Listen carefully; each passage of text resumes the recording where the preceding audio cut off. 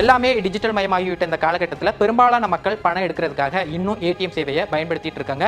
இந்த நேரத்தில் தான் ஆர்பிஐ வந்து ஏடிஎம் சேவைக்கான கட்டண உயர்வை கொண்டு வந்திருக்காங்க. இது வந்து மே மாதம் 1ஆம் தேதி அமலுக்கு வருது. இந்த கட்டண உயர்வு எப்படி இருக்கு அப்படின்னு பார்த்தீங்கன்னா, மெட்ரோ சிட்டிஸ்னு பிரிக்காங்க, நான் மெட்ரோ சிட்டிஸ்னு பிரிக்காங்க. மெட்ரோ சிட்டிஸ்னா சென்னை, பெங்களூரு, கொல்கத்தா, டெல்லி இது மாதிரியான நகரங்களை குறிப்பிடுறாங்க. மற்ற பகுதிகளெல்லாம் நான் மெட்ரோ சிட்டிஸ் கேட்டகரியில் வருது. சரி, மெட்ரோ சிட்டிஸை பொறுத்தவரையும் சேம் பேங்க் ஏடிஎம் கார்டை நீங்கள் யூஸ் பண்ணீங்க அப்படின்னா 5 முறை பயன்படுத்தலாம். கட்டணமில்லா சேவைக்கு 5 முறை பயன்படுத்தலாம் அப்படின்னு சொல்றாங்க. இது மெட்ரோ சிட்டிஸுக்கும் அதே தான், நான் மெட்ரோ சிட்டிஸுக்கும் அதே தான். அது என்ன சேம் பேங்க் ஏடிஎம் கார்டு அப்படின்னா, உங்களுக்கு ஒரு கேள்வி வரும். உதாரணத்துக்கு நீங்க வந்து எஸ்பிஐ இல்ல பேங்க்ல அக்கௌண்ட் வச்சிருக்கீங்க அப்படின்னா உங்களுக்கு எஸ்பிஐ பேங்கோட ஏடிஎம் கார்டு இருக்கும். அப்படிதானே? இந்த எஸ்பிஐ பேங்கோட ஏடிஎம் கார்டை பயன்படுத்தி நீங்க எஸ்பிஐ ஏடிஎம்ல பணம் எடுக்கிறதுக்கோ இதர விஷயங்களுக்கோ நீங்க பயன்படுத்தும் போது 5 முறை பயன்படுத்திக்கலாம் அப்படின்னு சொல்றாங்க. இது மெட்ரோ சிட்டிஸுக்கும் அதே தான், நான் மெட்ரோ சிட்டிஸுக்கும் அதே தான்.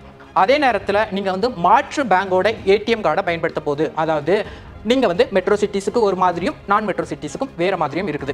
நீங்க வந்து மாற்று பேங்கை ஏடிஎம் பயன்படுத்தும் போது மெட்ரோ சிட்டிஸுக்கு 3 முறை கட்டணமில்லா சேவைக்கு அதை பயன்படுத்திக்கலாம் அப்படின்னு சொல்றாங்க.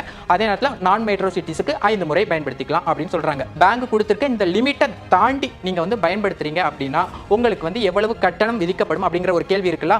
அதாவது இந்த பேங்க் கொடுத்திருக்க லிமிட்டை தாண்டி நீங்க போகும்போது ஒவ்வொரு சேவைக்கும் உங்களுக்கு 23 ரூபாய் பிடிக்கப்படும். நீங்க அதுக்கப்புறம் எத்தனை முறை பயன்படுத்தினாலும் ஒவ்வொரு முறைக்கும் 23 ரூபாய் பிடித்தம் செய்யப்படும் அப்படின்னு ஆர்பிஐ சார்பில் இருந்து கொடுக்கப்பட்டு அதுக்கப்புறம் பேங்க் சார்பில் இது வந்து நோட்டீஸா கொடுக்கப்பட்டிருக்கு. சரி, இதற்கு முன்னால எவ்வளவு கட்டணம் பிடிப்பாங்க அப்படிங்கிற ஒரு கேள்வி இருக்குல்ல. இதற்கு முன்னால 21 ரூபாய் பிடிச்சிட்டு இருந்தாங்க. அதுல 2 ரூபாயை அதிகரிச்சு இப்போ 23 ரூபாயை பிடிக்கிறதா வந்து சொல்றாங்க.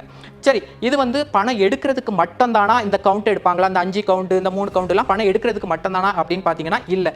பினான்சியல் மற்றும் நான் பினான்சியல் அப்படின்னு சொல்லி குறிப்பிடுறாங்க. உதாரணத்துக்கு நீங்க வந்து ஒரு மினிமம் பேலன்ஸ் செக் பண்றீங்க, இல்லாட்டினா வந்து ஒரு மினி ஸ்டேட்மெண்ட் எடுக்கிறீங்க அப்படின்னா கூட அதை எல்லாமே வந்து கன்சிடர் பண்ணிடுவாங்க. அது எல்லாமே ஒவ்வொரு டிரான்சாக்ஷனா கன்சிடர் பண்ணி தான் உங்களுக்கு 5 முறை 3 முறை அப்படின்னு சான்ஸ் கொடுக்குறாங்க.